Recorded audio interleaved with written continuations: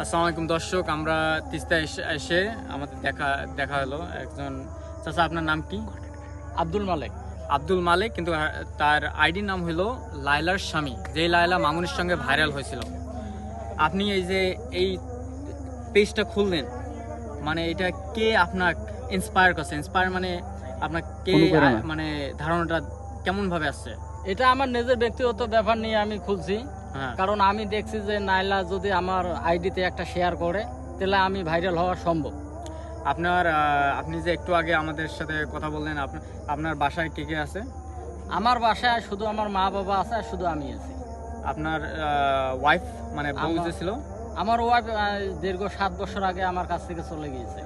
আচ্ছা, এই যে লায়লা যদি আপনার ভিডিও দেখে, যেগুলো ভিডিও আপনার পেজ থেকে ছাড়েন, লায়লার স্বামী হ্যাঁ, যদি আসিয়া বলে না এই চাচাকে আমার খুব পছন্দ হয়েছে, তার সাথে আমি রিলেশনশিপ করতে চাই, তার সাথে আমি তার বাসায় আমি থাকতে চাই, কি হ্যাঁ, আমার যখন বউ নেই তখন তো আমি অবশ্যই নাইলাকে মানি নেব যে লাইলাই আমার জীবনের সবকিছু। লায়লা সবকিছু? লাইলাই আমার জীবনের সবকিছু, নাইলাই আমার জীবন মরণের সাথে।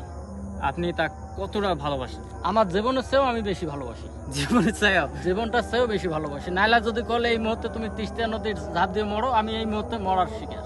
এই মুহূর্তে? হ্যাঁ। দর্শক, এখন আপনারা বুঝলেন তার কথা শুনে যে সে কতটা লায়লাকে পছন্দ করে। আর লায়লা আন্টি, আপনি যদি এইটা দেখতেছেন, তার পেজ হলো লায়লার স্বামী। তাকে মেসেজ দিন, দোয়া করি আপনাদের সম্পর্কটা হোক। ধন্যবাদ শরীফ চ্যানেল।